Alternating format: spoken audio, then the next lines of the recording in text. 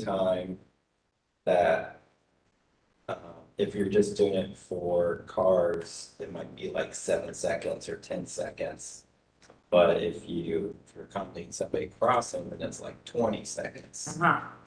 Okay, So so again, So pushing that button tells the Is it- signal, give me 20 seconds, not. passive aggressive pedestrian, that's what it is. It's called, you are not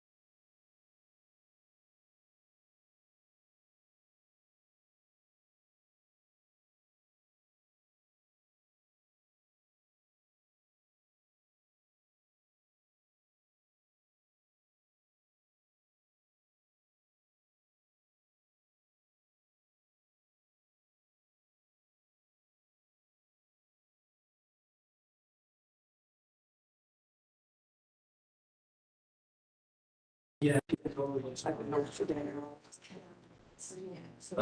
Well, and we got back, my son is sick, hence the reason I figure I back up, keep everybody. I'm just never covered. I know, I meant to come in with some sort of sympathy cough, but I just. Yeah, I sat and see. Literally took that long. All. Another day of that school. Well, you had to enjoy it first half, come on. I enjoyed it all. Yeah, you can't. That was funny. Wasn't, I was 20 calls.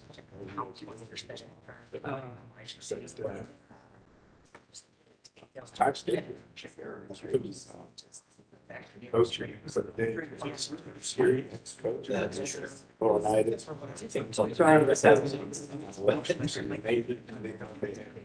Inside knowledge of them. Yes, students holding posters above the bench. Oh, wow. That sort of explains the first. Yes, you did. I guess we could treat it. Especially they're lying about it. He has a history.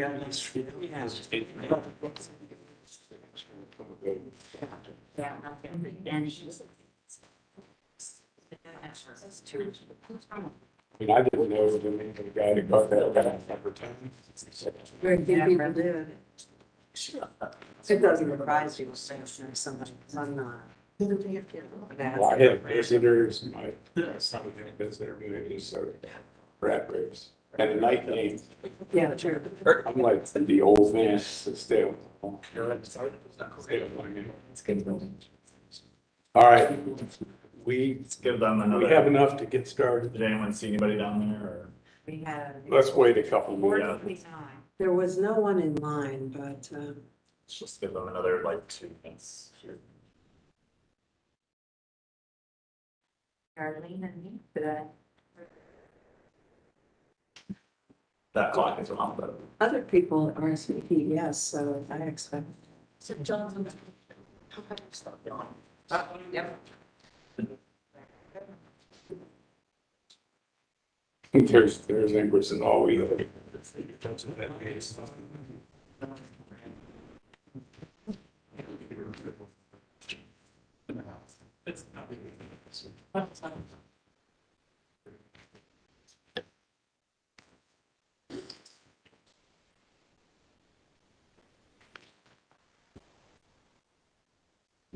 Do you have any guesses about, Amanda? She said she would come. I think her RSVP is possible. We'll go 2 more minutes.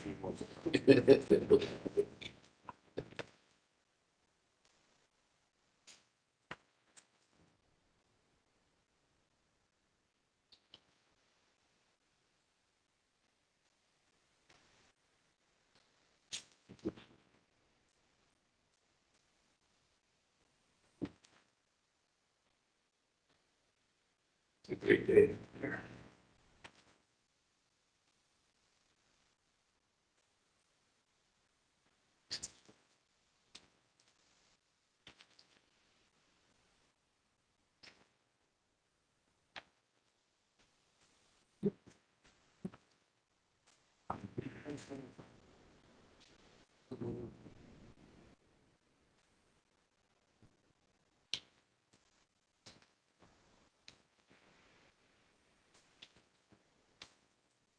All right, start up the recording.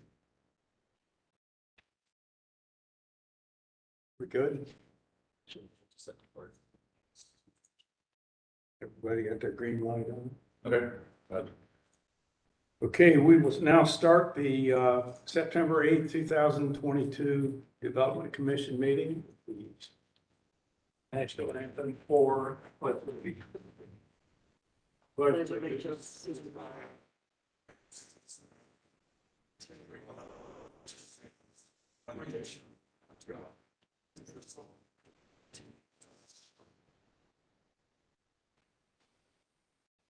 Okay, case number 1, Z22-054, 1294, 1300 East Dublin Grand Hill Road.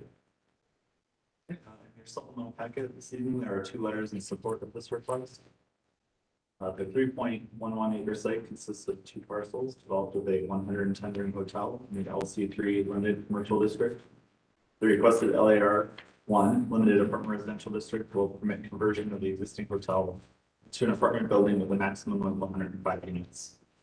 North of the site are single unit dwellings in the SR Suburban Residential District. South of the site is a hotel in the C3 Commercial District and a bank in the ARO Apartment Office District. East of the site are single unit dwellings in the SR Suburban Residential District. And west of the site is an eating and drinking establishment in the C4 Commercial District. Concurrent CV 22-066 has been filed and includes variances to building and parking setbacks, perimeter yard, dumpster area, parking lot, shade trees, and a reduction in required parking. That request will be heard by City Council and will not be considered at this Development Commission meeting. The site is within the planning boundaries of the Northland One Area Plan, which recommends community commercial land uses at this location. The site is located within the boundaries of the Northland Community Council, whose recommendation is for disapproval. The requested LAR 1 Limited Apartment Residential District will permit the conversion of an existing 110 room hotel into an apartment building with a maximum of 105 units. While the Northland One Area Plan recommends community commercial land uses at this location, the plan also states that neighborhoods should have a mix of uses that provide a variety of housing types, with site design that stresses the importance of adequate landscaping and screening and encourages sidewalks and pedestrian connectivity.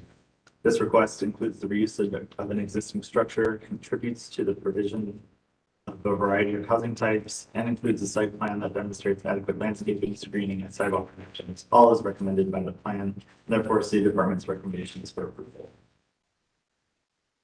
Okay, any questions? Dan, start with you. Tara, No traffic issues. Kathy, All of our comments have been included in. okay, and Chris, no, No further comments. you're good? Okay. Is anyone here to speak except for Dave? 2 people to speak.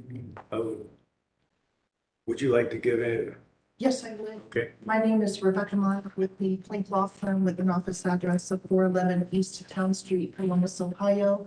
The property is located at 1294 to 1300 East Dublin Granville Road. It is 3.107 acres. The current improvements are for a hotel building. There are 4 buildings currently with parking and landscaping. Applicant does propose to convert this hotel to multifamily residential. There's currently 110 hotel units. We would reduce that to 105 apartment units. The character of the neighborhood is a mixed-use neighborhood. There's single-family uses to the north. There is a vacant commercial restaurant building to the west. There is hotel, restaurant, auto repair uses further to the west. Hotel and retail uses to the south.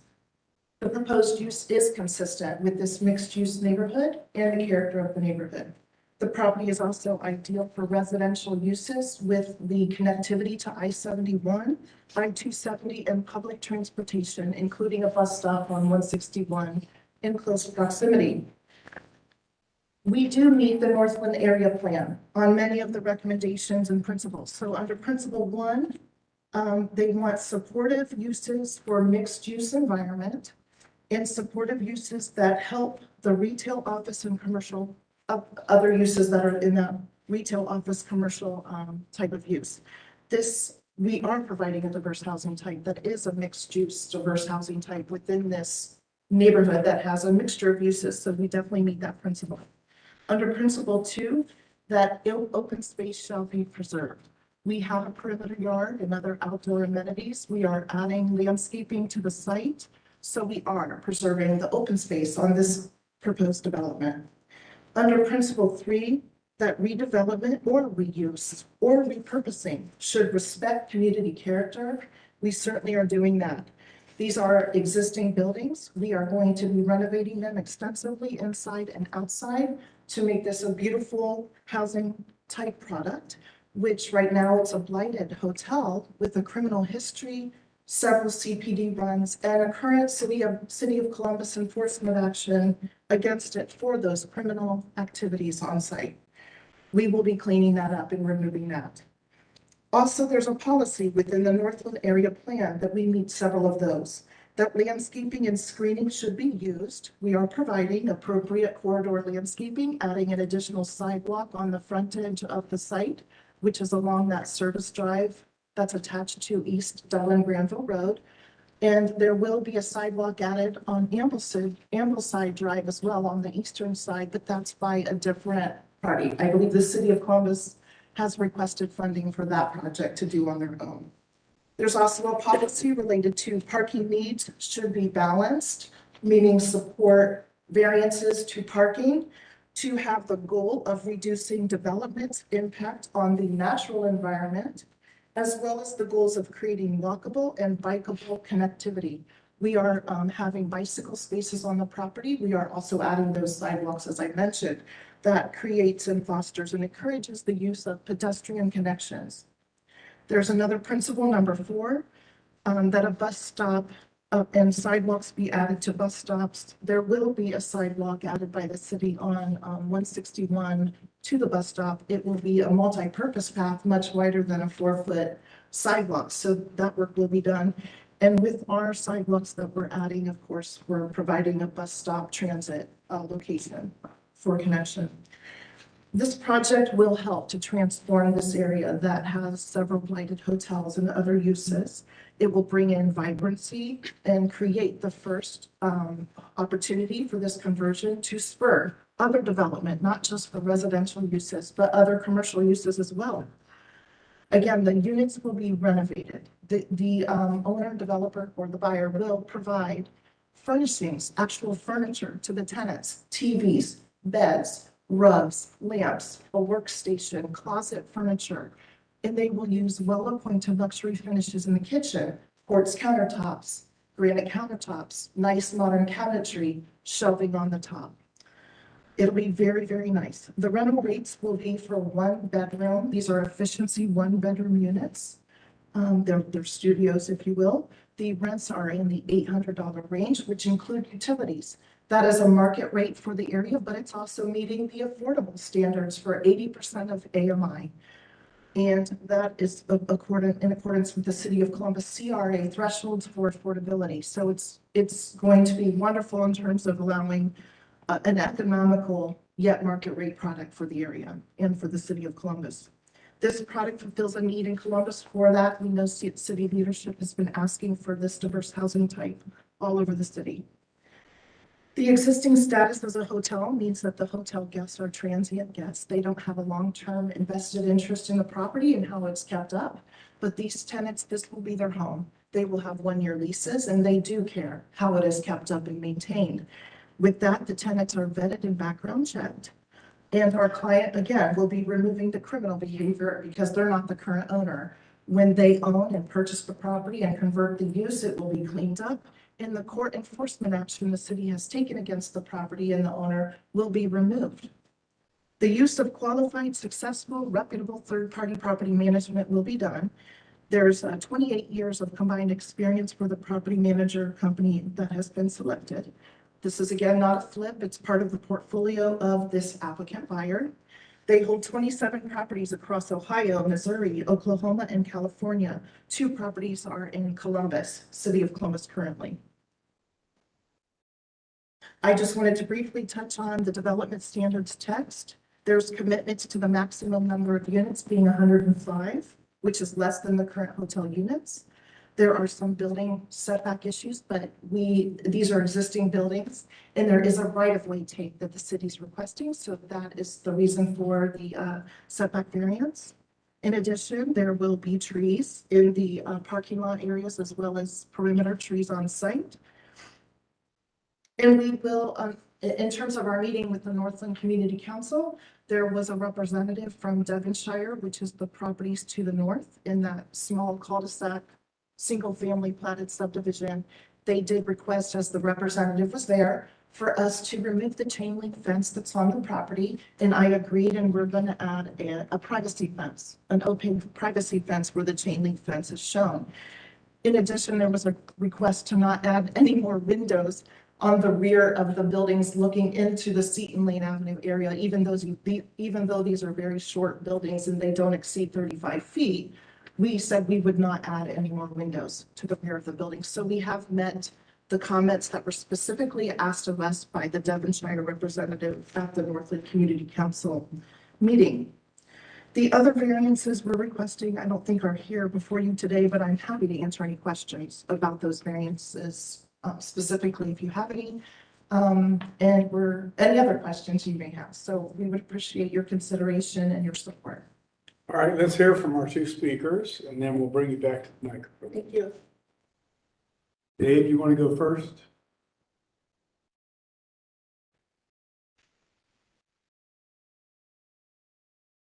Thank you, Chair Fitzpatrick.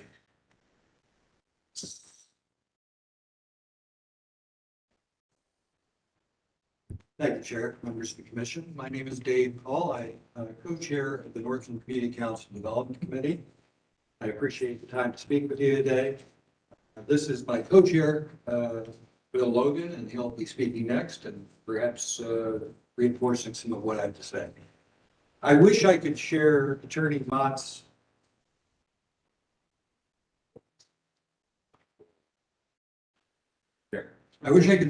share Attorney Mott's enthusiasm for this project. I honestly don't.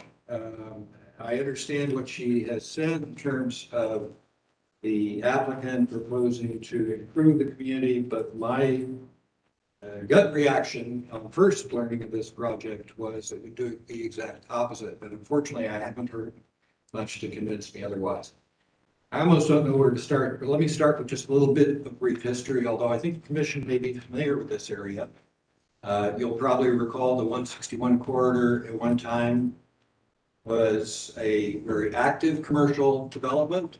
The area we're talking about around I-71 is not far from what was known as the Continent. It was very active with a large number of hotels because of its proximity to I-71 and 161. Restaurant Row was just down the way. There were a variety of services. There was a grocery store almost across the street. Again, a very active and very successful for a time commercial corridor. It is now certainly an area in transition. And this property, as well as the other hotel properties in the area, are reflective of that. This property is one of 14 hotels in that general vicinity. 11 of which at this one location near I-71 and 161 that are under court order because of massive problems with drug trafficking, human trafficking, prostitution, and other issues. In 2014, the city attorney's office undertook a project to basically clean this area up, or the hotels specifically, and that continues to this day. Again, there are currently 11 hotels operating under some form of court order in this area. I can appreciate certainly that operating a hotel in this economy is difficult. Mr. Patel, the current owner and operator, is frustrated perhaps that it's very difficult to operate a hotel and that some kind of alternative use is probably appropriate at this site. However, we, that is the Northland Community Council, feel very strongly that this particular use at this particular location is a very bad idea. What the applicant is proposing to do, as you've heard, is create what are being referred to around the country as micro apartments. These are small apartments. Often they are repurposing of hotels and so forth. In this particular case, though, the living space, excluding bathroom, kitchen, and closet, is 140 square feet per room. 143, I think, 43. 143. I'd like you to consider that. That's probably about the size of most of our bedrooms. Dave, Yes, can you just mute that mic? I think we can hear you. thank you. If that's all right. I think that's what it is. I'm not sure. Okay. We don't feel, first of all, that that really is an adequate living space. It is less than what the state defines as an efficiency department. I believe Mr. Logan has more detailed information than that. Overall, our concern is that as opposed to improving the area, improving the situation at this particular site, what this application will actually do is concentrate some problems that we've experienced by basically providing living space for perhaps some of the folks who viewed this area as being attractive for various commercial activities, illicit commercial activities because of its proximities, continue to be attractive to those folks and to other folks who, for whatever reason, really cannot live in other spaces. I think it would concentrate those who are potential victims and potential victimizers. And I'm not saying that as, again, sort of a NIMBY attitude or that we think that everyone should live in a single family home. By all means, not. We understand and acknowledge we're in the middle of a housing crisis. We simply don't think that this is the solution at this location, which is already highly challenged. The phenomenon of micro apartments, we think, may very well work in certain areas that provide certain amenities. This is in the middle of a food desert. There is literally no grocery store within 3 miles of this site. There are very few restaurant or diminishing restaurant options other than some fast food in this area. Basically, it is a largely underserved area, and we don't think that this project is what is going to cause the area to turn around and improve. We think it's simply going to deepen the problems that we're experiencing. Our charge is to look out not only for the commercial corridor, but for the established neighborhoods of Northland. And our concern is that this is only going to increase the impact on the neighborhoods. There may be some folks in Devonshire, the community to the north, who might welcome this as an improvement, mainly because they're so fed up with the issues that have occurred while this has been operating as a hotel. I could certainly answer questions if you have any. I apologize, I don't have a handout to share with you, but I do have some information and statistics if you need them. Questions? Okay. Thank you. Bill? Give us your name for the record. Yep. Yeah, well, I tried over there. It seemed to be working over there. Lights back on. My name is Wayne Logan. I'm the co-chair of the Northland Development Committee. So, comment that I am a registered architect and stay behind because a number of my comments relate to the building and its ability to be converted as proposed. Let me, if I may, I'll start on either side. I have a series of bullet points that I would appreciate the commission to press the applicant for, because quite frankly, we were unsuccessful in getting any answer other than the very canned presentation that you just heard from the applicant. Seldom does the Northland Community Council disapprove in total an application, particularly along these lines, but we've managed to do that only because we simply got no answers from the applicant. There was a canned presentation. Any of our questions were answered with questions. And when we asked that the matter be tabled, the applicant refused. So that's why we're here to forward to you. So you'll have an opportunity to ask the applicant the very questions that we did not receive answers for, which lent itself to our total disapproval on the matter. Our hope is that the site can be improved. We understand the need in the area. We understand the possible capability to modify this site, but you don't modify a motel that has 110 single-use rooms to it by simply putting paint and replacing the carpet, throwing a refrigerator and a hot range top in it, and moving on from there. There's certain minimum space requirements that all human beings require to have a long-term, over a year, livable environment. And this is not that. It doesn't meet the state minimum requirement for efficiency apartments. If you want to, I'll be glad to quote the section out of the Ohio Building Code. It requires a minimum of 220 livable square feet. This unit, as Dave already mentioned, has 143, and that doesn't include what we understand to be what was considered a queen size box bed, meaning it's the type you don't move around because you don't clean underneath it. As a result, I would put forward an argument that you also get to subtract out the 6 by 7 box bed out of space, but I guess we could argue those technical points. That's for the architects and the building part through those issues.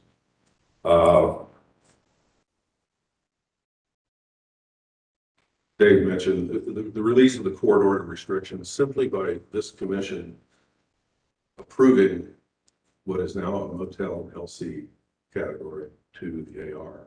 You wipe away all of the court order restrictions. Carte blanche. Thank you very much. Last from January 21 through this year, that facility has had 158 minimum calls for service at its site. A tremendous burden on the city.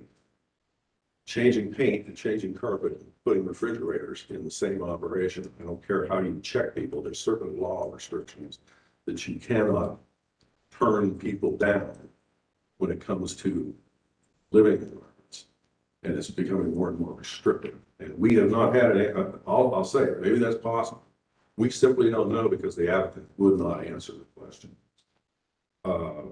I questioned the site unit density under the Northland plan. This committee has consistently approved, and in fact, the very night for this application, we approved 132 unit apartment complex prior to that had the 300 square foot minimum requirement for their studio apartments because we specifically asked them. That's also a mixed use operating. This is not a mixed use. Well, I'm going to say this is not a mixed apartment complex here that gives variability to varying family options. This is strictly a single unit repetitive plan that does not provide anything like we already have in our community. 3 identical facilities that utilize the original Cardinal modular units that have been and continue to operate quite fine. Winthrop Court, Shorebrook, and Maple Brook. Those are 100-unit apartment complexes, all on the ground, a single floor, they're not multi-story. And they have a mix of studio apartments, single 1-bedroom and 2-bedroom facilities, all with access to parking and green space, which, by the way, this doesn't have green space. Look at the asphalt, but because it's a motel, they're not doing anything to provide green space, even in the thing. The green space is the perimeter that butts up against the surrounding lot perimeters that were mandated even for the motel. The former pool, which turns out to be white space, they wouldn't even, well, we didn't even get to the point of asking, hey, can you at least make a green space for people to come outside their unit and set? Never got it.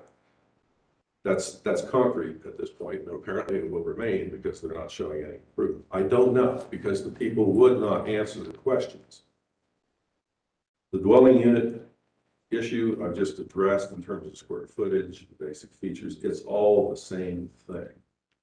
We're seeing, I suppose under state standards, if square footage wise, you could potentially, but it's built for a single individual. They provided ADA compliant parking in the lot, but we never got to the point of asking, well, then how are you going to modify an existing structural issue for the individual rooms? Because ADA requires a larger square footage because of the handicap aspect of things. Never got there. So please ask the applicant when they come back for a return response for this. I've listed a number of other items that the board has heard.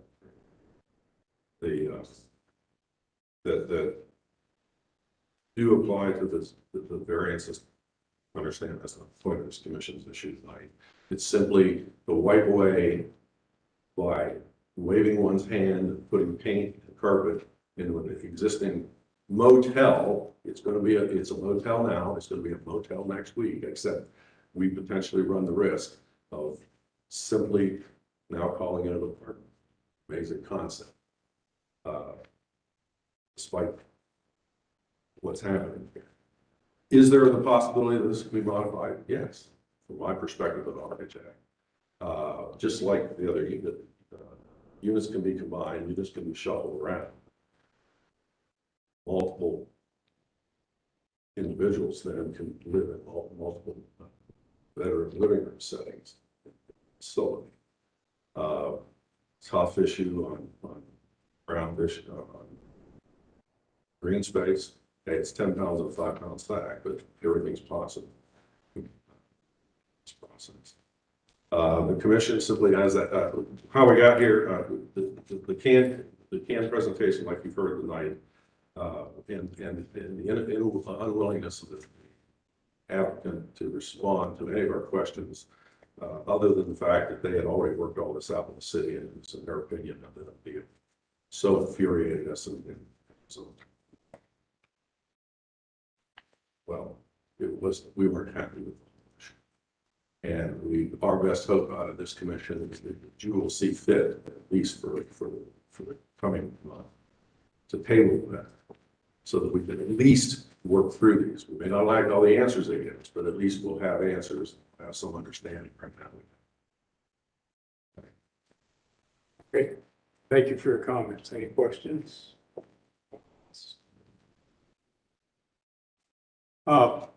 Dave, you've been coming before this commission for how long? Decade, 20 years? Yeah. Yeah. Yes, sir. Somewhere between 1 and 75 years. Yes, sir. And you're one of the most experienced in articulate community representatives that we've come across. Good God, thank you, sir.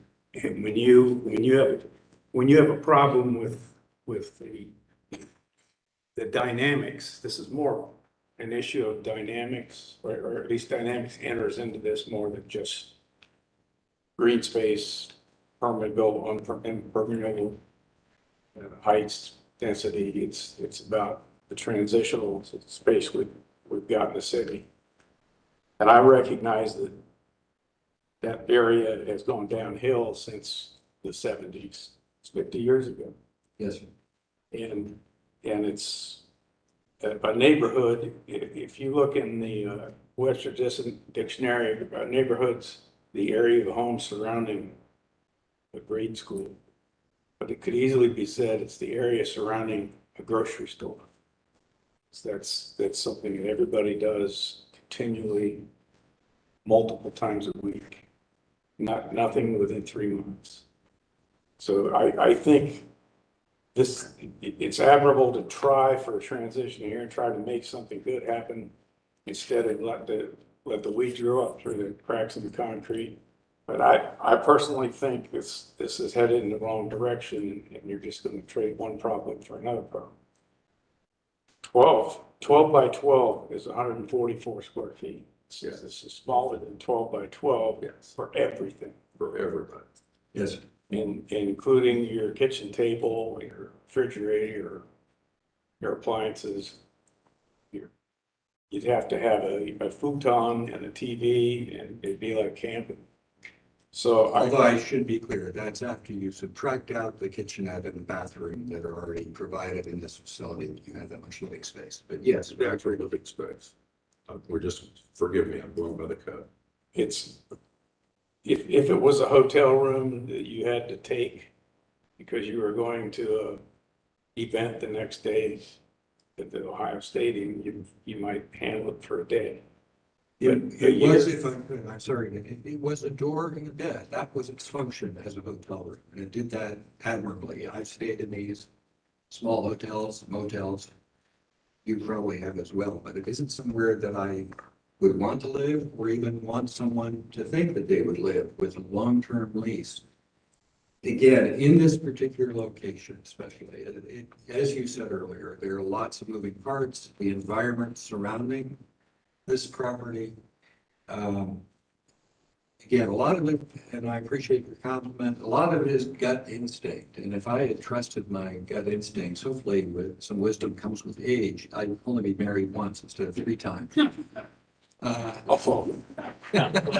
Dave, I'm learning to trust my instincts, but my instincts tell me again, this will turn out. you have to go to less zoning meetings to stay home. That could be part of it. That's not. We have, the Cardinal people have demonstrated in our own community, within a mile of this facility, that the modular nature of the design has the capability, if you're willing to, quite frankly, move walls around and poke holes in walls, to make adequate space for a true rental, an apartment living environment that has been here as long as this hotel has been. So it's not like we're trying to reinvent the wheel. I think, We have examples. I think we all understand your sentiments. I'd like to get the applicant back up and have her rebut where we stand now, and then we'll discuss and vote. And Thank you Mr. for your Chair, if time. possible, I'd like to hear from city, from staff as well, because they recommended approval on this, and I'd like to hear, maybe after applicant rebuts, I'd like Do you have to. a specific question? No, I mean, just, we're in support. I don't really know what else. I'd like to Provide it. address, and then if Was it predetermined before we got to this meeting tonight by the city that this was a done deal? That they didn't have to address the community? So this is a recommendation by the Development Commission. There's nothing being decided tonight. Understand. Thank you. Now, we're hearing your comments, taking them to heart, we'll take them serious. Okay, the applicant needs to respond. We got one.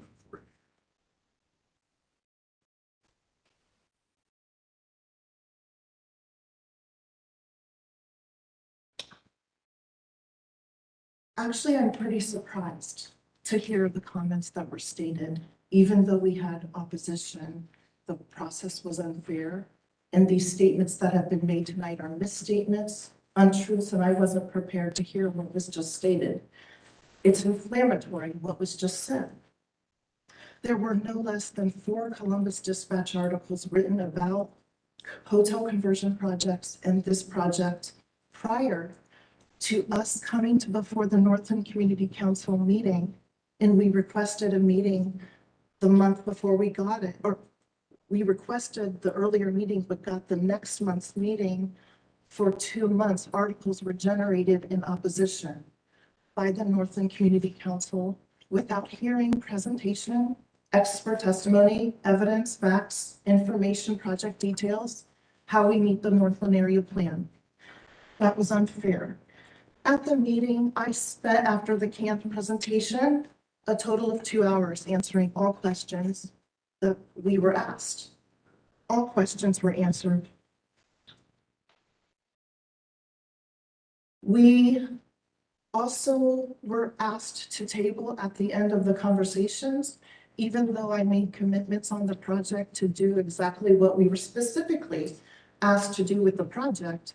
Privacy fence, no additional windows to the rear of the buildings. We said, no problem, of course we can do that.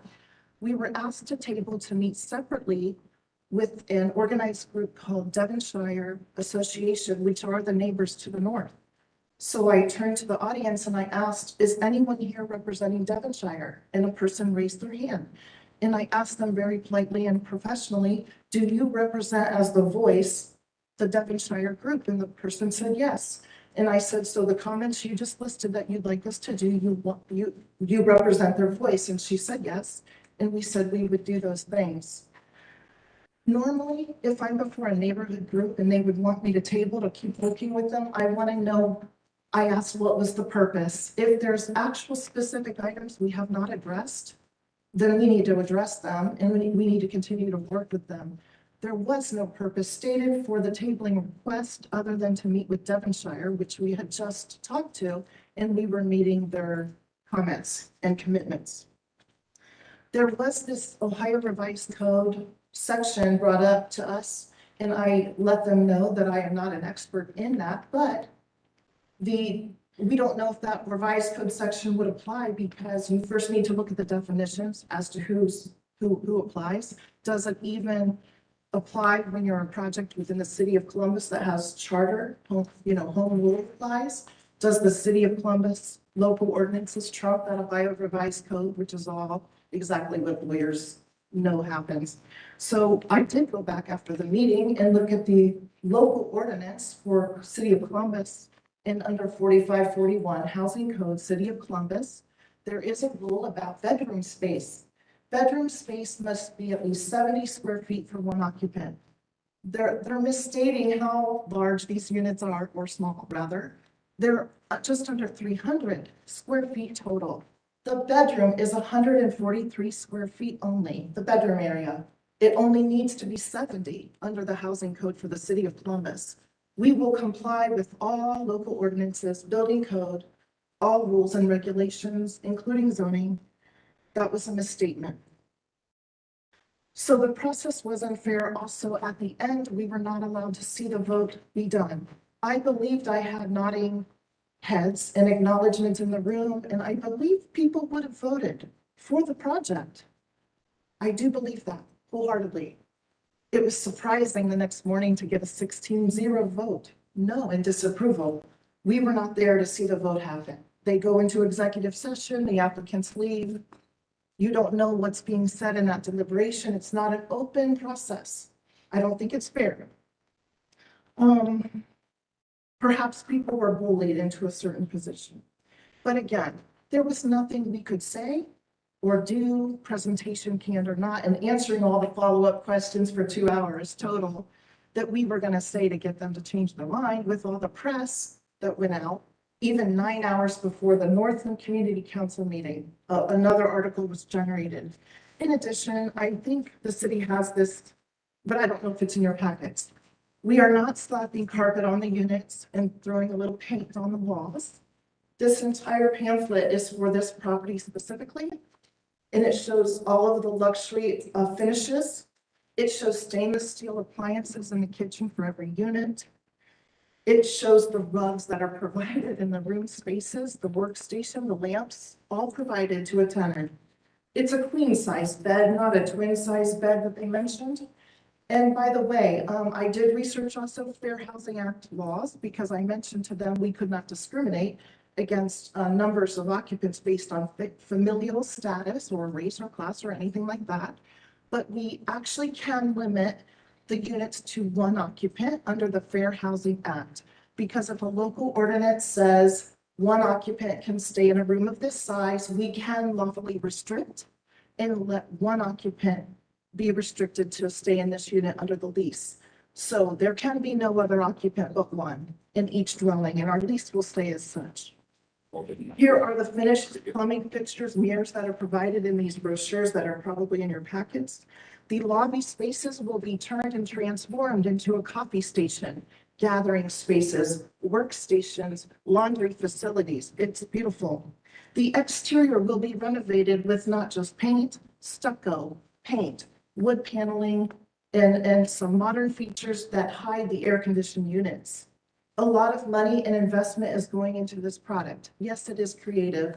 Yes, it is unique, but I'm asking you to look at it like people want a downsized, low maintenance type of lifestyle, and a lot of people will be attracted to a tiny living environment. Yes, they're small. Yes, they're efficient. Yes, they could even be micro unit. That doesn't scare us. People will want to stay here. They are approximately 300 square feet. I think that's it. I did want to mention real quick, though, we have 3 support letters in your file, 2 in your file, 1 that I'm supposed to let you know that this person supports the project. The first one is as commercial property to the west. This commercial owner has a letter in your file, and they support the project. They 100% support the project for a repurposing of the property from motel to multifamily use. They think that this will resolve the nuisances on this property, and it will create property values to increase for his property and the other properties nearby. It's just the first of its kind to spur redevelopment, growth, and opportunity in this area. Here's a long email of support from a neighbor up north. He is tired of all of the crime that has been happening for years and generations. He wants this hotel converted to multifamily use. He thinks it's a good repurposing of the property. Another one is not in your file, but Mr. John Den of 1272 Seaton Court, also in the Devonshire neighborhood, asked me to let you know he also would love for this to be cleaned up. He's constantly chasing people that kind of trespass around the area that are doing criminal activity away from the property. We will clean all of that up. The enforcement action will go away. We think this is a great use for the city, a great use for the community. People will want to live here. They will have pride in this applicant is going to put in a substantial investment into this site. And it will increase property values, not only for this property, but others. Thank you very much. Right, anyone, questions? I don't know, I guess I can start, but I once, in this forum, talked about, development along the river that, looked like a couple of ears of corn. I think, in the words of Mike Fitzpatrick, that the multiplier here is a little too attractive for, the developer. And, the suggestion that you can, I'll go out and put lipstick on a pig and make it something else, is wrong-headed. And if you wanted to develop this and make some different units out of it and repurpose the thing with something other than 105 of the same thing, you might have a good case. But this is just a little bit too stingy. I don't care what you put on the interior, it's the same stuff. So I would say, that I'm not against changing the zoning to an AR if the product is something that's acceptable to the community. Northland has always been a participant in this forum, and we don't take their opinion lightly. I think you're doing a very good job representing what your clients have told you they wanted you to do, but I think at some point they need to understand that this is not an operative solution to the problem. Sure. Yes. I think the micro apartments are, have a place, and I think they fulfill a need, and I agree that they can be a very useful tool in addressing housing constraints that we have now. Where they are most successful are in dense areas that are very walkable. That is typically where you will find this style of apartment. So I definitely appreciate the effort that's going into kind of the upgrading. I also am, though, a bit dubious of its, of where this is, that style, and where it is. I'm afraid I feel like it's a mismatch, as stated right now. As I mentioned, you have footprint of the buildings. Every square inch of what's left is concrete or asphalt, except for the fringe and the parking islands. But so it's like 90% hard surface. And it really didn't change the dynamics. And in our role, we often talk about density and that those numbers matter and what's the density, but intensity is a trade-off for density. You've got really high stressed intensity here with someone coming off the street looking for an empty spot. The door is right there at the bumper, or wherever, however close he can get to get in his unit. It's pretty stressed. And it's in an area, I think the walkability and the distance to a grocery store means it's going to be a little hostile for a real residential use. So it's got a ways to go in my book. I would recommend that you either go, the use is not a bad use. It's just very, very intense, in my opinion. Maybe you can find another way to work with this thing and polish it. But I don't think, what I'm hearing is not going to go in the direction of a positive vote. And if you want to go for the vote, we only recommend to the city council, since the city council can take our recommendation, or they could say, well, no, we think it's time and we're gonna go ahead. So it's a month delay is a long time on a project. A lot of dynamics can change. So it's your choice. Would you like us to vote and go for it? Or would you take the time to go back to the drawing board, see if you can configure something that's a little more soft, a little bit more neighborhood friendly? Because you would be starting a domino effect in an area that's been run down for every one of the 50 years that has happened in the last half decade. Yes, it's going to be a positive domino effect in terms of this is a great use. And this is a repurposing of existing buildings. And I think what you're asking me to do is go back to the client and have them come up with a different density or a different, the way the property is configured or improved today. But I don't think they'll be able to without demolishing the structures. And, I don't think they're going to do new development on this site. These buildings are sound. They're structurally sound. They could be repurposed in this fashion. And these renovations, exterior and interior, would have been beautiful for the community. It also will spur the restaurants, the retail, the coffee shops in the future. There is this vacant commercial piece to the west that could definitely have a new development and tear down the restaurant building since it's vacant. It is 2 acres. That owner is selling their property right now. If this increases property values on this property, it will only increase his property values and attracts new development. This could be the first domino effect for positive growth and redevelopment in this area. I find it disheartening and unfortunate. I have been very passionate about this product. Also, I never once alluded to the fact that anyone had this process in the bag. I know full well that that's not true. I've been doing this a long time.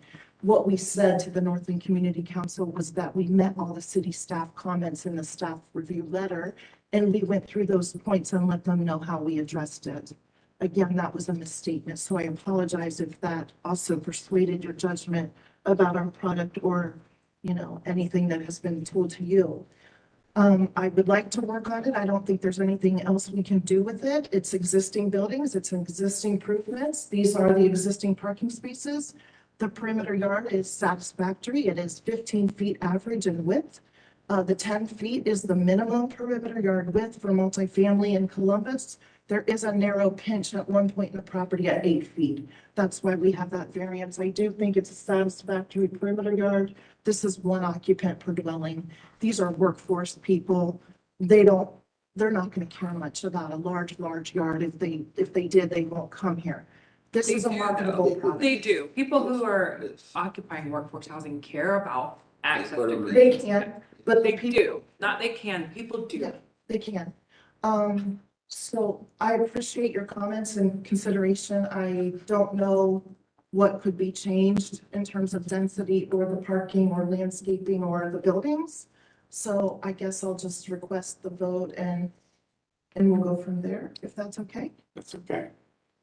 Okay, we do not need to add a motion, so please call the roll. Thank you. Before you call the roll, just point of correction, if you don't mind. You can repurpose that building without demolishing it. I think it presents a great potential for an architect to do a great job within what you have within the shell.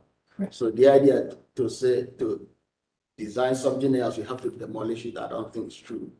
So basically, I think what the chairman is asking you to table it and give the architect an opportunity to repurpose 1 bedroom, 2 bedrooms, efficiency apartments instead of just barracks. Basically, what they're giving us is barracks. Yeah, they could consider possibly the interiors. I don't know if their product portfolio means they want to be above a certain square footage because they're into the efficiency studio, smaller unit, and there's a market for it. They did like a 163-page market study on this property and these rents and this type of product, and it will be successful and marketable.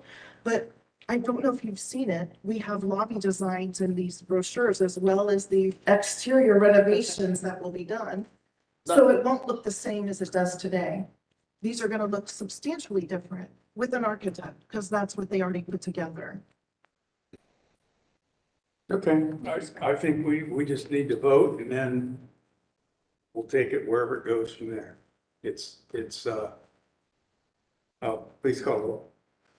Marty Anderson, I'm going to reverse my usual role here with great respect for Northland Community Council and all of my colleagues, and somewhat confident about how this role is going. I'm going to vote yes, simply to follow along the line of the city's recommendation. And at some point in time, I'd like to discuss my other questions further with the city, but I'll vote yes. Maria, I'm gonna vote no. Amanda Golden, No, John Ingwerson, No, and I think you should look at subtractive parts of this thing if you're going forward with it, rather than just saying that it's not, doesn't fit their portfolio. It's a wrong building type in the wrong place. And I couldn't, wild horses couldn't make me vote for that. So, Caleb no. Wade, Caleb Wade, No. and Sheriff Fitzpatrick. I also am going to vote no. With all respect for the efforts so far, when you drive into the driveway there, just looking at the poster you have, it looks like a self-storage center rather than an apartment community. And the best thing that can happen here is to somehow find a way to make it live more like an apartment community and less like a storage facility. So I'm voting no. We are filling out an information sheet that will go to city council explaining why we voted the way we voted. And we wish you good luck at City Hall. Thank you so much. Okay.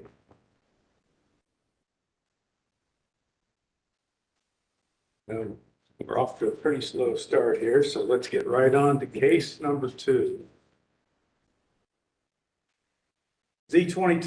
Z22-046, 3940 Morse Road.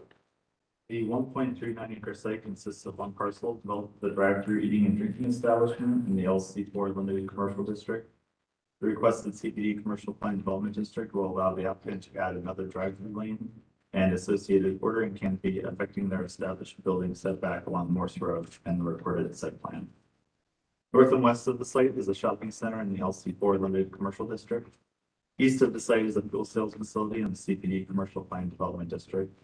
South of the site is the northern end of Easton Town Center in the CPD Commercial Plan Development District. The site is within the planning boundaries of the North Lamont Area Plan, which recommends regional mixed-use land uses at this location. The site is located within the boundary of the Northland Community Council, whose recommendation is for approval. The CPD text includes use restrictions and supplemental development standards that address building and parking setbacks, traffic access, buffering, landscaping, screening, and includes code modifications to drive-through stacking areas and building setbacks along Morse Road. The CPD text includes a commitment to develop the site in accordance with the submitted site plan. The requested CPD Commercial Plan Development District will permit the established drive-through eating and drinking facilities to add an additional drive-through lane and associated ordering canopy, reducing their existing building setbacks along Morse Road. The requested CPD district is consistent with the North Lamont Area Plan's land use recommendation. The development and zoning pattern along this section of Morse Road and includes a site plan that shows an increase in landscaping along Morse Road frontage and will not add incompatible uses to the area. Therefore, City Department's recommendation is favorable. Any questions? Okay, traffic? We worked with the applicant to ensure that the second drive-through can only be used during times of high demand, and we're going to do sure if any traffic need to get through there. Then Is that a commitment in writing? it's in the text and on the plan. Great. Okay, Kathy We have no comments. and Chris. No further comments. Any questions so far? Okay, is anyone here to speak regarding case 2? Are you the applicant? Yes. Okay, There are no speakers here. You are approved by staff and by the area commission. So you've done your homework. Is there anything you'd like to add to what the staff has presented? No, just here to answer questions if you guys have. Well, we'd like to hear that. I think you're helping us move through this quickly. Any questions? His name. Oh, yeah, it would be good. Alan Wiley with GBC Design. Okay. If it's already in the text, the traffic has been addressed, I believe you can just simply call the roll.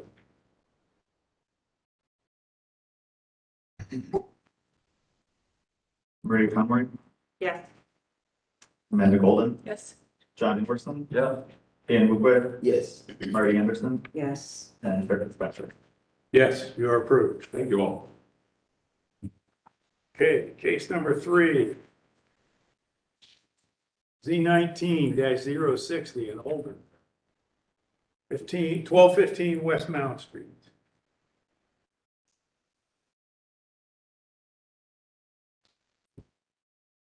In your supplemental packet is a revised CPD text dated 9/7/22 and a letter of support for this request.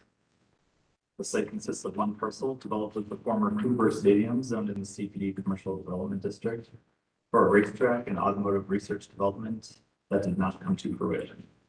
The newly requested CPD district will permit a mixed-use development that includes C4 commercial uses, including those uses that may be conducted in any outdoor amphitheater, so long as a special permit is issued by the Board of Zoning Adjustment.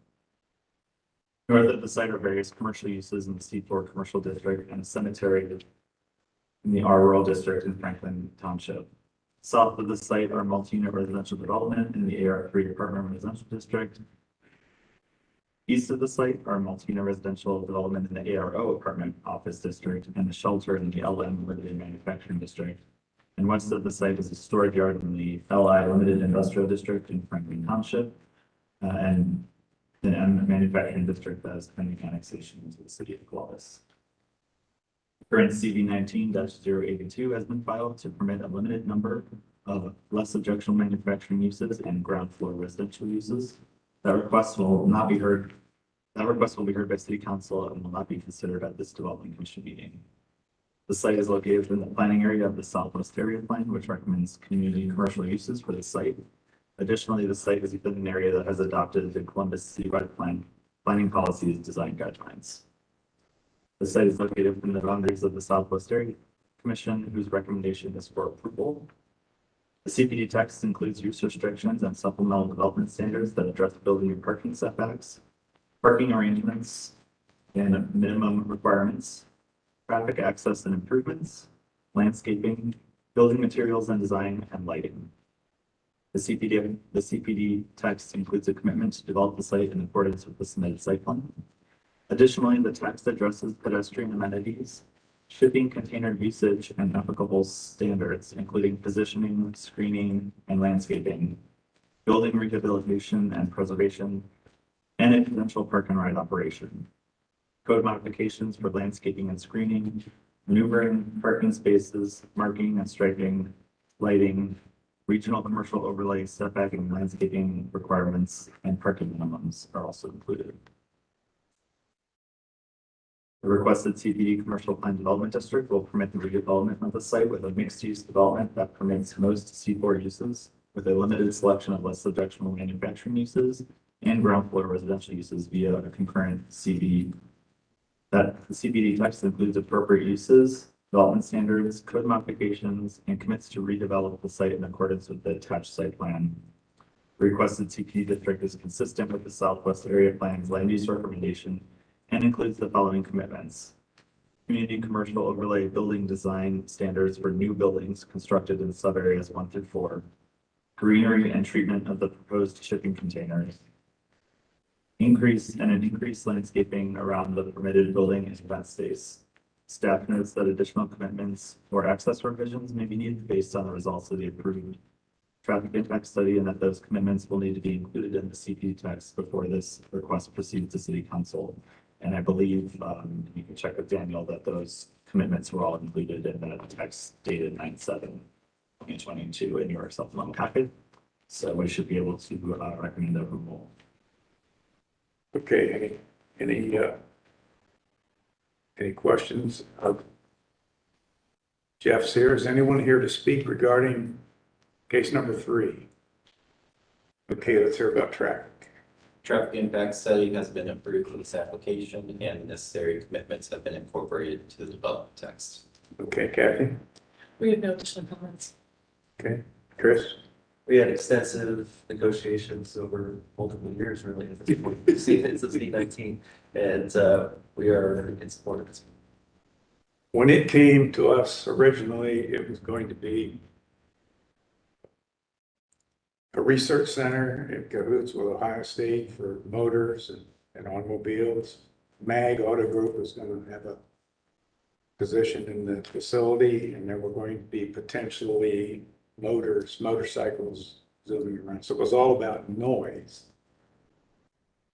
Do you remember the speakers? We went to the cemetery to listen to the noise. It was very highly researched and it was approved. More or less because it was a $30 million investment for the area that really needed to see some impact. So it just was hard to pull all those pieces together and make the deal happen, especially in today's world. So I think this is a reasonable I got one next step. Yes, sir. for staff or for Jeff. So 3-7, page 3-7's under the building design or interior exterior treatment commitments. In item 3, you know, there's buildings in sub-area 1 and 2 shall comply with the building design criteria contained in the community commercial overlay. And then the last sentence says, for any addition that is added to the existing buildings in sub-areas 1 and 2, the addition doesn't have to meet the building design criteria. Explain the nuance of that to me. The 1 and 2 are the historic buildings out front. Yep. So we are keeping those buildings and rehabbing them.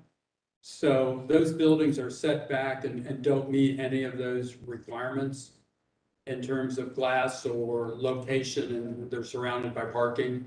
So what we were saying there, if we added on to those 2 historic buildings, then you would keep in character with those buildings and not comply with the overlay. What we worked with Christopher and his staff, as he said, for many months, probably more than a year, was in terms of the newer buildings, new construction, that we would comply. But it was very important to the community that those buildings be rehabbed. And so that's one of the initial developments that we were talking about, doing those and enclosing the back of the stadium to create space there.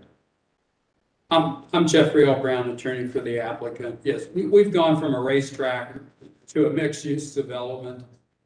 There is one item in the traffic letter.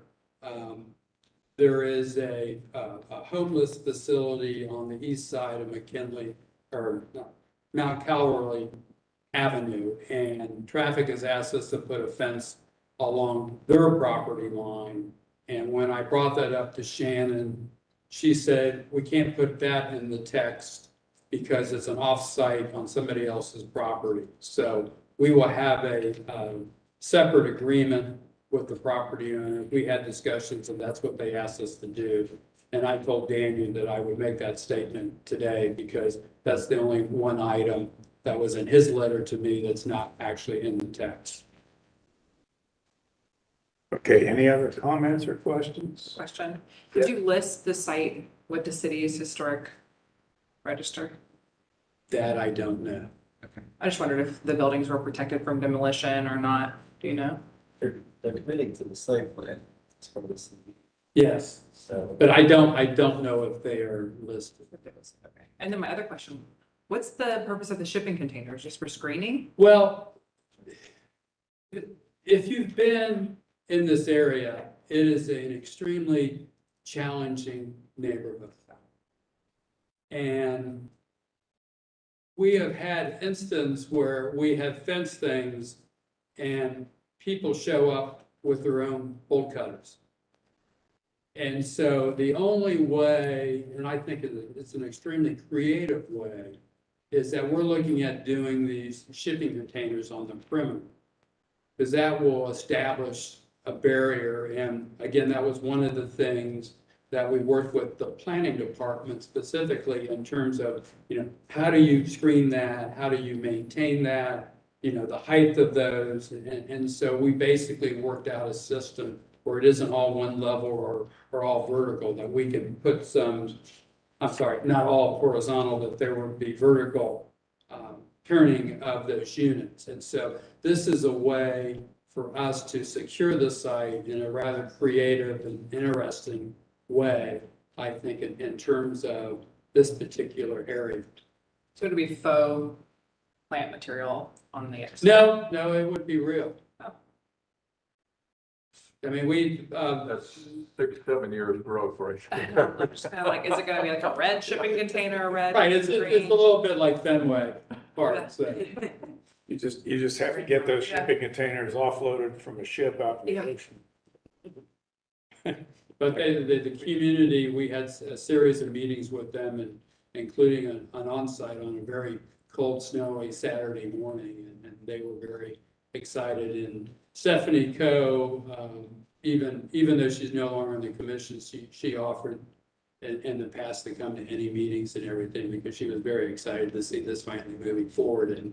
And really, it was figuring out all the traffic and everything that has kind of held us up. But as you heard from Daniel, we're now at the place where they're okay. So we're here in front of you.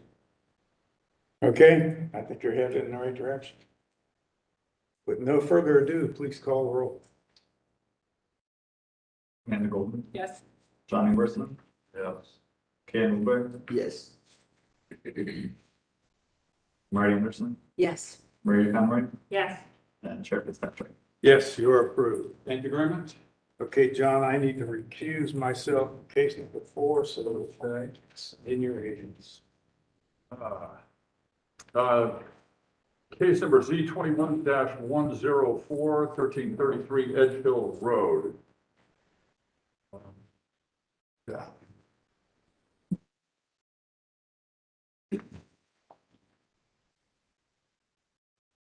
The site consists of 2 parcels developed with the goodwill of Central Ohio's headquarters in the End Manufacturing District. The requested AR3 apartment residential district is applicable only to parcel 010-62664 and the southern 40 feet of parcel 010-062643.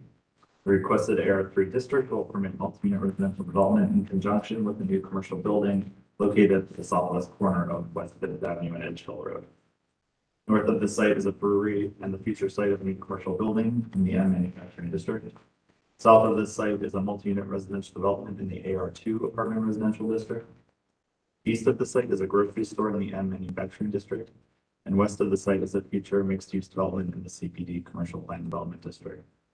Concurrent CB 21-154 has been filed, demonstrating a multi-unit residential development with up to 250 dwelling units and includes variances to building height, maneuvering, lot coverage, building setbacks, and rear yard. That request will be heard by City Council when that be considered at this development commission meeting. The site is within the planning boundaries of the 5th by Northwest Neighborhood Plan, which recommends mixed use and industrial light land uses at this location. The site is also subject to Columbus City planning policy design guidelines. The site is located within the boundaries of the 5th by Northwest Area Commission, whose recommendation cannot been received when this report was written. The Division of Traffic Management has stated their traffic impact study is in progress in conjunction with this application. And additional comments or excess revisions may be needed based on the results of that approved study. The requested AR3 apartment residential district will permit redevelopment of the site with a multi-unit residential development. While the 5th by Northwest Neighborhood Plan recommends industrial light land uses for the majority of the site, the proposed residential development is in conjunction with a proposed commercial building at the southwest corner of West Fifth Avenue and Edge Hill Road. Together, these buildings are consistent with the plan's recommendation for mixed-use land uses. Staff notes the uses and densities proposed will help support transit, neighborhood retail, and encourage a more walkable neighborhood. Additionally, the request is compatible to recent high-density residential and mixed-use developments along the West Fifth Avenue and West Third Avenue corridors in this neighborhood. Staff notes that additional commitments or access revisions may be needed based on the results of the improved traffic impact study, and that those commitments will need to be addressed to the satisfaction of the Department of Public Service before proceeding to City Council with full staff approval. So we are at additional approval at this point.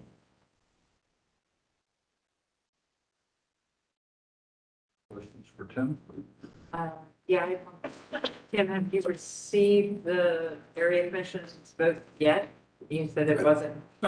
Yeah, so I think Dave sent it to me, but I was already setting up the meeting and did not have a Okay, chance. So okay. The mayor commission meeting was Tuesday night and the response came over today, so I do have it and it's for approval. Okay, thank you. Traffic? As Tim said, the traffic impact study is in progress. We've had 3 submittals so far that have been reviewed. So the project has evolved over time. The comments on the most recent submittal are really only technical in nature, items that are needed before, we can sign off on full approval. But we're not really expecting any commitments or access revisions to be needed. So the next. Planning? No further comments. And Kathy? No further comments. Okay. We'll hear, is there anybody here to speak on this out in the audience at all? All right. Seeing none, please proceed, Sure. David. Thank you. Good evening, Development Commission members. My name is Dave Perry. I'm here as agent for Elford. And I'm Caldwell with Elford. thank you. The project is as stated by Tim. Daniel mentioned that the project has evolved over time, and I'll explain that briefly because it's an interesting story. All this property is owned by Goodwill Industries, and the thought on the partnership with Elford and Goodwill initially was that the apartment component was there initially, and then the commercial component was Goodwill's interest in building a new store, a retail store, and a second floor office to relocate. But different business decisions have been made by Goodwill, and they are not planning on building a new store and office there at this time. So the project changed. Some of the initial assumptions made by the traffic engineer changed when the project changed and so on. And what has happened, and we had a really good meeting Tuesday night with the Fifth Northwest Commission with a great deal of support and accolades for the project, but Elford has partnered with Aldi grocery store. So the commercial building, which is not part of this zoning, but the commercial building at the corner of Fifth and Edge Hill will be an Aldi's grocery store. And just that use alone got a lot of support from the community to have a 20,000 square foot grocery store in the neighborhood. There are lots of comments on Facebook about the Aldi right now. Everybody's excited. Yeah, we Oh, would good get comments. to Victorian Village. We're getting a lot. I wanted all the. I'll have to look too. I worked on that Luckies. Castle project, and that's a different provider, but Castle arranged Lucky's for that grocery provider. Yeah, thrilled to get a Yep. grocery back. So that's what's happened with the project evolving. Daniel and I've talked about the traffic study, and Daniel's talked directly with the traffic engineer, of course, and I think Daniel, I think it's fair to characterize it as there are just a few items you want to address, but you don't expect them to make any material difference to the study. And you have our commitment of that'll be completed before it goes to council. Can you show us where the garage is located on the site plan? So there's no site plan with this. Okay. That's why I didn't include it. The site plan is with the concurrent CV, but I did include conceptual renderings of the actual multi-unit residential element. Okay. Slides. So in the site image, it's down in the bottom portion. I have some, I actually brought some paper copies. The multifamily zoning is not conditioned. If you look at number 10, The multifamily zoning is not conditioned on site plan, but there is a variance application that will run concurrently with this. There are certain variances that are applicable to the multifamily and certain variances that are applicable to the new, all these commercial buildings. And so the site development will be conditioned on a site plan. And the one that's going around is the illustrative plan from March 1. Just an aside, I mean, it's really cool, I'm a little shocked and dubious about the traffic thing. I live near there and I know how Fifth Avenue is, and I know you've got the railroad, underpass, and it's a pinch point, and there's nothing you can do about it. Right. And that multiple times a day is backed up well through the Edge Hill. I mean, it'll, what do you call it? It'll be completely, the intersection will be completely blocked off multiple, periods of the day because it's already backed up from the light at Olentangy River Road. So I'm curious if that's all going to happen because you can't widen Fifth. Right. It can't be widened, and Fifth Avenue is tough at certain times of the day. Yeah, multiple times. But I think this is pretty cool. I'm just stupid. Yeah, we were curious to, reviewing the traffic impact study, and, we were also able to look at microsimulation models of the area. And really the multifamily is going to have access both to Edge Hill and to the alley network in between. So there will be multiple ways to be able to get to and from Fifth Avenue or even to the south to Third Avenue. Out of the Onto X. There are multiple connections for this. Yeah, no, and because I tend to go to the Giant Eagle, and so I use that, and I just have the personal anecdotal perspective, not any kind of, which I know doesn't necessarily mesh with a traffic impact study, which is going to be much more robust. Yeah. Any other questions for? I was just gonna ask if there would be any interest in committing to murals on the parking garage, since there are very large locations that those could be placed. Interestingly though, the only view for the parking garage is down Delsham, and I don't think you'll see much of it. And the Edge Hill facade is actually an entry only on the second floor and above will be units. Okay. So it's an entry only. The facade that's there faces south, and all of the apartments to the south have no windows in that area because I think one, it's close to the property line, and two, I think they knew something was coming. So there are stairwells on each side with no windows. So I don't think the murals would be seen by anyone. But we're doing screening on the White Castle garage, and we understand the value of that, and we're doing murals in other places. I don't think you'll see, when you see the facade here, a location that would have visibility for a mural. Would just make it a little bit less similar to everything else around if there was the addition of some public art there. We would definitely look at it. On the plan, you have the street labeled South Avenue, and to the west, the Blakely apartments under construction. Okay. There was a commitment on that parking garage for mural or artwork or other things. I don't think that's, you're just getting under construction now, so I don't think what specifically is going to happen there has been determined, but there was a commitment for that on that broad surface adjacent to the street. That one you'll see from Fifth Avenue through the retail center, and that we're going with panels that are on it with a design that's still being worked on. Great. Yeah. Well, you have staff approval, you have area commission approval. If we have anything to add, we'll vote for you. Cam Woodward, Yes. Marty Anderson, I have no reason to vote no. I'm just not a conditional approval person. I think I'll just abstain based on that. I have every belief that this will proceed forward. Maria Conroy, Yes. Amanda Golden, Yes. Acting Chair Endorsement. Yeah. You are approved. Very good. Thank you.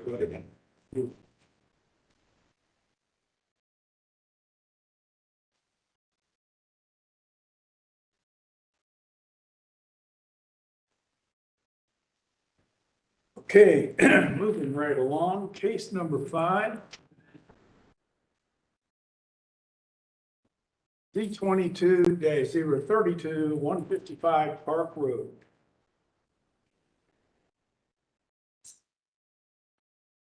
Site, which recently underwent annexation from Tarrant Township, consists of 2 parcels and is developed with a single unit dwelling. The applicant is requesting the ARLD upon a residential district to permit a residential development. The north of the site is a multi-unit residential development in the PUD 6 Plan Unit Development District. To the south is an undeveloped lot in the R Rural District. To the east is an animal hospital in the R Rural District. To the west is a single unit dwelling in the R Rural District. Concurrent CV 22-044 has been filed to vary landscaping, screening, and building lots. That request will be heard by City Council and will not be considered at this Development Commission meeting. Site is located within the boundaries of the Far North Area Plan, which recommends community mixed-use land uses at this location. Site is located within the boundaries of the Far North Columbus Communities Coalition, with recommendations for disapproval. The requested ARLD upon residential district will allow residential development that is compatible with the development standards of adjacent residential development. The proposal is also consistent with the land use recommendation of the Far North Area Plan. Staff and City Department's recommendations for approval. Any questions, comments? Yes. Question, so it's noted to be in, that is, I'm sorry, it's the wrong button. Forgive me, if you also check your supplemental packet, there are 2 letters of opposition in this case as well. But the compatibility, I'm curious because it's in a rural district and what is around it is pretty much blank. So I'm wondering of the density compatibility, how that assessment was made. City departments have recommended for approval. I believe it's consistent with the area plan as far as what the plan is considering. Are you asking about the area? The land use plan? Okay, I'll defer to Christopher on that. Okay. It's an annexation that's pending, that's why it's an R rural. Yeah, I guess so. So, but the But plan I'm itself, looking at what's around it, right? the plan envisioned this into kind of a mixed-use center to evolve. over time. Okay. So it is consistent with the mixed-use, unity mixed-use designation. As far as that's. Okay, so are we? Okay. Thank you, that's all. Okay, traffic, No traffic issues. okay, Kathy, No recreation first. Chris.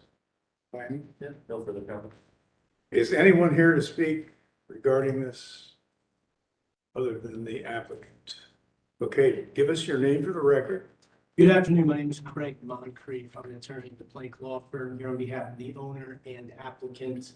I guess to first, when I go more in depth in the first question, I'll say some of the properties surrounding to the north and east, there's a good amount of apartment districts. It seemed to be a mix of AR12, ARLD, PUD 6 directly across the street. So kind of a mix of various districts. As was stated, this property was just recently annexed into the city of Columbus, hence the R designation. It was R12, which was the urban residential district under the Franklin County zoning resolution. It's a unique neighborhood here where you've got sort of a mix of uses in this area, south of Park Road and north of Park Road. You've got a good amount of multifamily to the north and east. There's a single family residence to the west, also an event space. You've got a car wash nearby. There's a bar just east. There's a park directly across the street. Got some flex warehouse there. So I think that kind of speaks on what the area plan was suggesting, that this is what's recommended as a mixed use community district, which does include the recommendation for multifamily of a 10 to 16 unit per acre designation.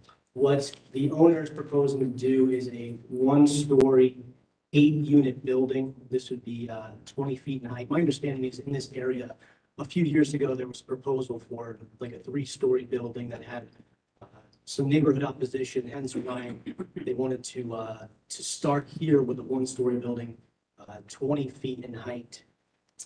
Each unit these are single-story walk-up apartments. They are 729 square feet. It meets all of, as far as side yard setback standards, rear yard setback standards, minimum number of parking spaces, it meets and even exceeds all that. The only setback variance request is for the front yard setback, and that's due to the city's request for right of way. They're requesting for 15 feet of frontage. So the building will be in line with the adjacent properties, which to the east is an animal hospital, to the west is single family home. Actually, I think one crucial note is that for current district would be a side yard setback would be 7.5 feet. What's for the ARLD is 5 feet. What we're proposing here, the building would actually be 23 feet from the west side, which would give about a 56-foot gap between the building to the west and this building. The idea being that this is you're looking to get development that's respectful to what's existing in the neighborhood, as far as something that doesn't have too much height to it and respects the single family to the west. There's also a single family house. It's not in the property directly south, but it is about 120 feet away. We went before the Far North Community Coalition twice, took some of the feedback from the first meeting, rearranged the site plan a bit to add a row of shrubs down the west property line, and then also to move the building up a little bit to give some breathing room from the property line to the south, change the shrubbery to a fence, 6-foot high vinyl fence, 100% opaque to add some privacy to the area. As you can see, it'd also be installed sidewalk, concrete sidewalk going around the perimeter of the building. So at the second Far North Communities Coalition meeting, it was a 4-4 vote. I know it was read as a recommendation of disapproval, but it was a 4-4 vote. As far as these apartments, what they would go for, the range I've been told is about $800 to $900 per unit. As I said before, these are a single bedroom. Each one's a walk-up unit.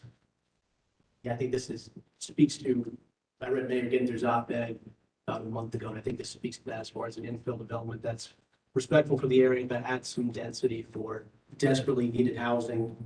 I saw there was an opposition record. I was provided, or a letter in opposition. I was provided a copy yesterday. I just wanted to make a few points on that. One, there's the indication that cramming into this space, which I think is a bit unfair. As I said before, when you rezone to an apartment district, you subject the property to a bevy of rear yard, side yard setbacks, every sort of minimum number of parking spaces, and this meets all the standards and exceeds, as I said before, side yard standard, you're looking at about 5 feet. Here, there would be 23 feet for the building as proposed.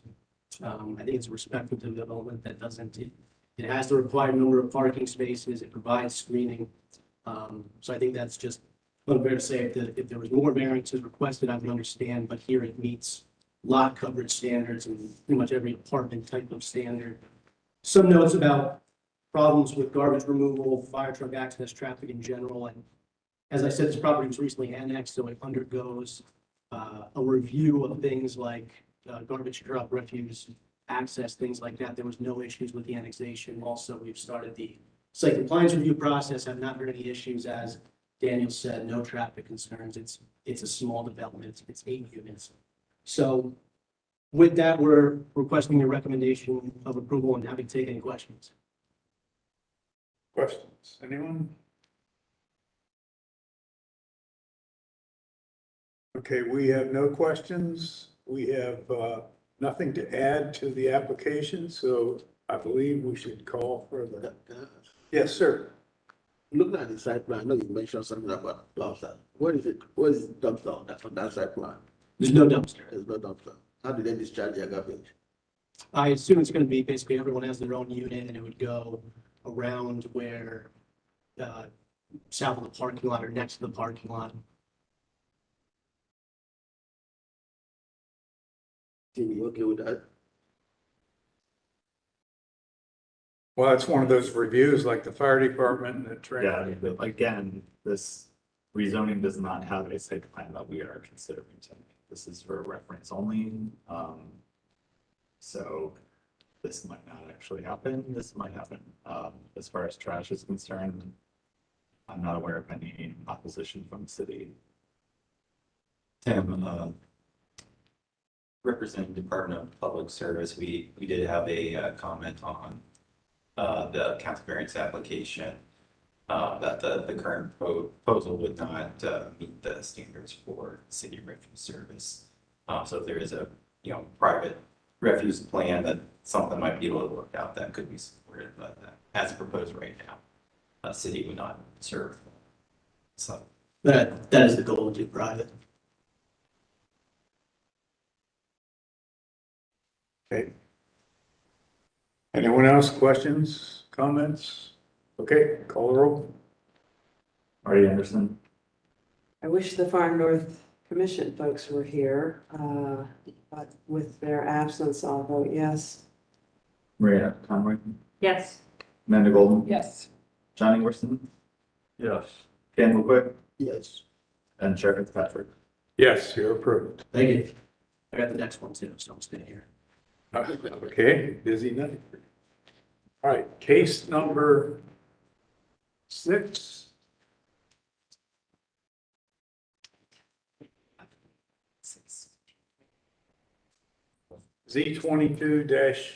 Z22-4041, 931 Hilliard Rome Road. Site consists of a 1.62 acre portion of a larger 13.94 acre parent parcel developed with barn zone in the R rural district. The requested rezoning to LN limited manufacturing is intended to match the existing zoning of the parcel to the east, which is subject to rezoning number Z21-037, and to develop as a single manufacturing development. North is undeveloped land in the CPD Commercial Plan Development District. To the south is a condominium development in the RRLD Apartment Residential District. The east is undeveloped land in the LM Limited Manufacturing District. To the west is a home improvement center in the CPD Commercial Plan Development District. Site is within the planning boundaries of the Craig Roberts Area Plan, which recommends mixed-use community land uses at this location. It's located within the boundaries of the Far West Side Area Commission, whose recommendation is for approval. Limitation text includes use restrictions and development standards addressing access, landscaping, and graphics prohibitions. The requested Limited Manufacturing District will permit the development of manufacturing at this location. Proposed use is not considered to be an introduction of incompatible use and is consistent with the development pattern in the surrounding area. Planning Division staff are supportive of the proposal. The proposed manufacturing use is consistent with the mixed-use recommendation of the Craig Roberts Area Plan. Staff also recognize that the intent of the proposal is to match the zoning in the adjacent site to the east for overall site development, which staff also supported. Therefore, city departments recommend approval. Mr. Chair, Yes. question, and there, I may be just missing something as I'm reading this. I am really confused because the Far West Side vote is for approval, and I read all their stuff, and it's, they're objecting, and is it just that they're objecting to the traffic issues, and they're okay with it? The only thing from what I gathered from what they had sent me when they gave me the recommendation was that there was an outstanding issue that they had voiced in the previous development in 2001. I don't know if they're still raising those or if they just want those concerns to be raised again. I can speak on that too. Okay. Greg Moncrief once again. So it's a unique situation here. What happened is the property directly north is going to be developed as a sheet.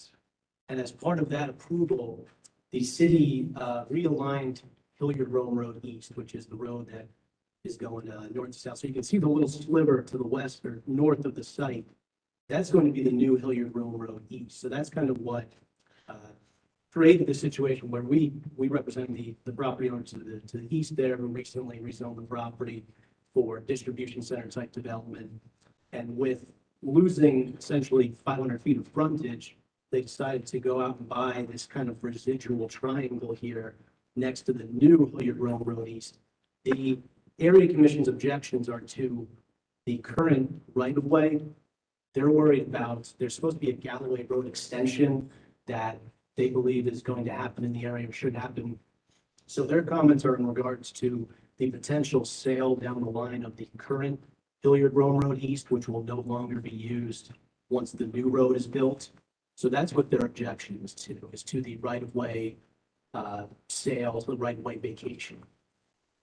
So it's not to the use. Because I mean, I was reading it and I understood that they, regarding the proposed right-of-way sale, I just didn't understand where it fit into this whole. Yeah, they recommended approval to this application unanimously. They voiced their concern. This is more for the land review commission, to be honest. Okay. That makes more sense. Thank you. I appreciate the clarification.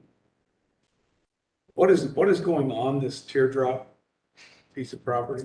It would be an access point and a retention pond in all likelihood. So a traffic study was done for the entire development. So Okay. this is going So to be part. this is just residual. Correct. Okay, got it. Pretty hard to put something in that little space. geometry like that, with Yeah. setbacks on two So it's sides. going to be combined. Okay, any comments or questions? If that's the case, Mr. Chair, why is the proposed use manufacturing? It's to match, so this is going to be combined with the property to the east, which was basically there's 100 acres to the east, the area in purple there. That was approved for manufacturing distribution center. The idea is to combine that piece with that property and make it part of the project. So if Hilliard Rome East was abandoned, this would be contiguous. Yes. That's about it. That's not the only. Okay, I understand that too. It's all their own sheet. Menards is in the red to the left. Okay, is anyone here to speak regarding this? I asked it before. No one? Please call a roll. Wait, do we Oh. do these guys? Traffic. Don't want you to. think we Sounds don't like traffic has been discussed. I don't think that. Yeah. Answer your questions. Sorry. Kathy, are you happy with this teardrop? You're thrilled? We have no comments at this point. It will be discussed in future projects, I'm sure. I think so. No further comments. We support the sites to the east and this will just be part of that. You know, usually somebody's in there counting that land as acreage so they can get a few more units. It's pretty unique. Okay, Okay, no opposition, please call the roll. Maria Conroy, yes. Amanda Golden. Yes. Donnie Worthington. Yeah. Karen McQuaid, Yes. Marty Anderson, Yes. Chair Fitzpatrick. Yes, you're approved. Thank you. Okay, we're now on to case number 7.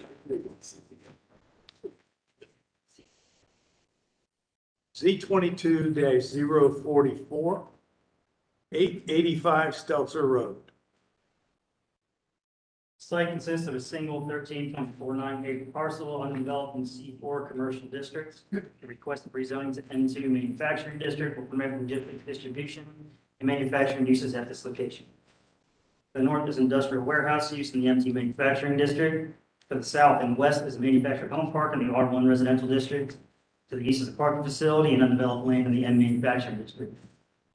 Sites within the planning boundaries of the East Columbus Neighborhood Plan and the Fort Columbus Joint Economic Development Strategy. Both recommend light industrial land uses at this location. Additionally, sites located within the boundaries of the I-670 traffic control overlay. It's located from the boundaries of the East Columbus Civic Association, whose recommendation is for approval. At this time, the staff report was finalized, the traffic access study is still in progress. However, it was not anticipated based on the current proposed site layout there would be a need for any commitments associated with this rezoning application. The requested M2 manufacturing district will permit the development of logistics, distribution, and manufacturing uses at this location. It's not considered to be an introduction of an incompatible use and is considered with both the East Columbus Neighborhood Plan and the Fort Columbus Joint Economic Development Strategy's recommendation for light industrial land uses. Planning division staff are generally supportive if you request additional information on landscaping. They're supportive on the buffer from the adjacent residential uses on the west and south property lines and request additional information on how these areas will be landscaped, particularly adjacent to the residential uses and how parking areas will be screened in the Stelzer Road frontage. Additionally, staff request building elevations to confirm consistency with applicable design guidelines. City Department's recommendation is for conditional approval and change to approval upon receipt and review of the requested materials to the satisfaction of city departments.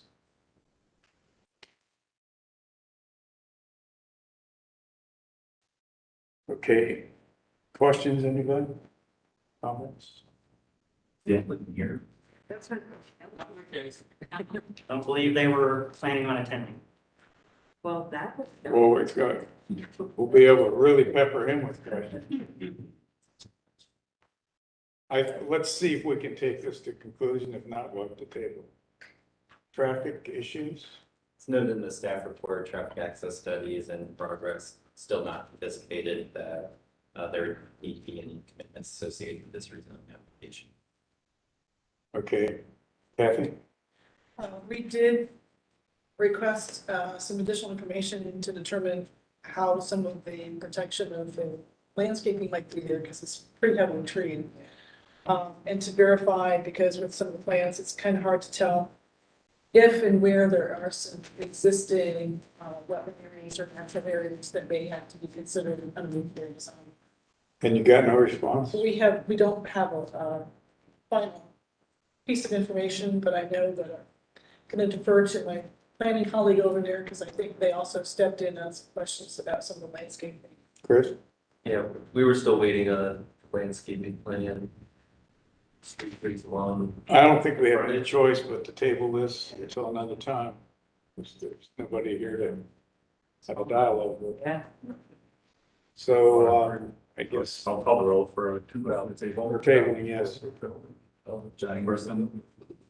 This is the motion to table. Johnny Wilson. Yes. Cam McQuay. Yes. Marty Anderson. Yes. Maria Conroy. Yep. Jeff Fitzpatrick. Yes. Okay. Case number 7 is hereby tabled. We will go to case number 8. Z22-0474559 Knightsbridge Boulevard.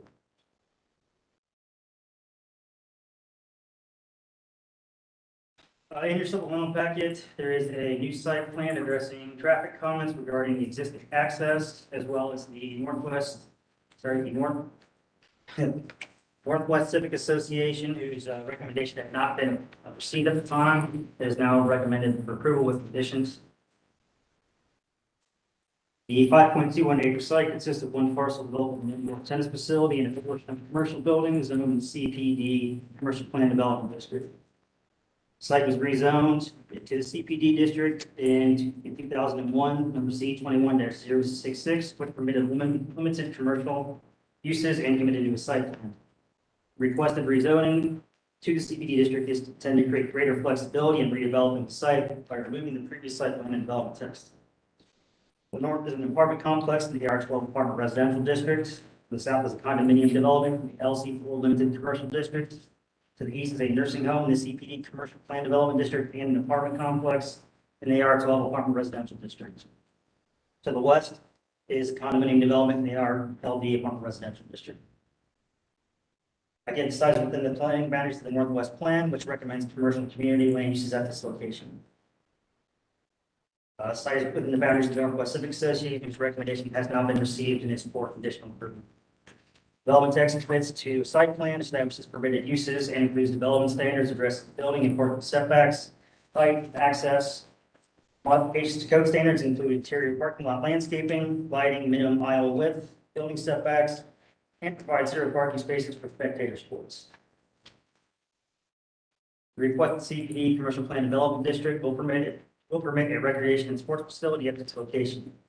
Proposal is not considered to be an introduction of an incompatible use and is consistent with the Northwest Plan's recommendation of commercial land uses. Planning Division staff are supportive of the proposal and encourage the applicant to consider a sidewalk and street tree along the Knightsbridge Boulevard frontage, consistent with plan design guidelines, but does not condition support on these additions. City Department's recommendation is for approval. Okay, any questions? Traffic issues. All traffic issues. Kathy? We have no additional comments, but really do request that they consider having 16 trees. I know it wasn't a condition and planning generated that, but from a service department's perspective, in support of our urban canopy, it would be a really good idea. And we would want you to be thrilled. You know, it would go a long way towards being good. Chris? No further comments. Okay, we have one speaker. Jeff, you want to add anything to the staff person? I'm Jeffrey O'Brown, attorney for the applicant. I think everybody knows this facility. It started off as a tennis club and then became indoor recreation where I took my children to play soccer and roller hockey. And then it ended up in the Ohio State hands as their tennis facility. And then they wanted to bring that back on campus. And so my client bought this property and is renovating it. And if you saw the article in Business First, it's pickle and chill. So pickleball, it seems to be the new thing for, especially for us aging people, but that's what they want to do. And Monica is here with Northwest Civic. I was there last night, and that's why you have a revised text in the site plan because of what traffic. They asked us to do some trees. The revised text has us planting 3 additional trees on the property, and also there was concern because we had put in the text a 50-foot height. And really that was to accommodate, if we knock down a building and create some outdoor courts, given Columbus's weather, you'll probably have some sort of a dome or a canopy over it. And so they asked me to just limit that height to the dome, the covering. And so that's what that text does. The building can also be subject to a 35-foot height district, but the 50-foot would be limited to the dome cover for outdoor courts. Chairman, can I also add that the text he's referring to, the revision is not included in your packet. It was received after we had already begun setting up for the meeting. Okay, so it will have today's date when we get. Yeah. Yes. Okay, Monica, step forward. You had to wait a long time for this opportunity. Monica Tuttle, I'm here with Northwest Civic Association. We did meet with the applicant last night. We had a great discussion. The community has some concerns about screening, the reduced setback and potential noise. But given the current site and the existing uses and the existing buildings, we really don't think that there's much that can be addressed. The applicant was willing to add 3 additional deciduous trees, which went a long way towards our canopy and towards improving the tree cover in this area. And so we unanimously recommended approval. Now, would these be the same, one and the same trees that Kathy mentioned, she called street trees? Oh, so these would not be street trees. These would be surrounding the parking. They would not be parking trees because there's no space for that. I think They're not. our frontage is like an 80-foot wide strip there on Knightsbridge. Yeah. One of the access points. And when we had the discussion with planning and everything, it doesn't amount to much area to do anything because we've got the driveway coming through that. So, and the conversation with Northwest last night dealt more with the parking lot. Right now, there's 1 tree in the parking lot, and so what we did last night at their request was to add some more trees along the perimeter of the parking lot to improve that situation. Okay, so it's on the front. All right. Yeah. We'll make sure it's covered in our vote. Is this the same site plan in the packet, or is that a new site? The one in the packet was previous, the one that's in your supplemental plan is the recent. And we're putting today's date on it. My eyes are not good enough. Traffic asked us to actually put the actual driveway on the drawing. Okay. So we've done that. Is this dated? It's all, The one in your supplemental packet is dated for 9/7/2022. all right, 9/7 is the site plan. Yes. Yes. Okay, so we need a motion to incorporate the 9/7 site plan and the 9/8 text addition for the 3 additional trees in the perimeter of the parking. And the language about the height of the dome. And the height of the dome in terms of the. And that has been provided. Obviously, it was after you guys were already setting up, but I reviewed it. It's exactly what we discussed. Okay, motion by John. Yes, you have a question? Okay, motion. All those in favor? Okay, please call the roll. Campbell Quick, Yes. Marty Anderson, Yes. Maria Conroy, Yes. John Ingwerson. Yeah. Chair Fitzpatrick. Yes.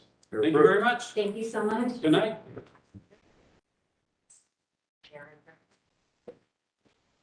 Okay, let's have a roll call. Who wants to be adjourned, or just get up and leave? Don't all run out at once. Well, we got multicolored Yeah. handwork here.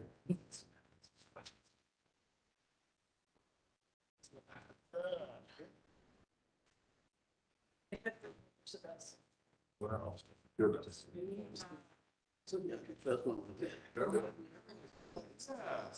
was an exercise in, I don't know, I'm sure, I'm hoping that it's for lipstick on the pig, but it's possible. Yes, I was waiting with bated breath to hear what you were gonna say.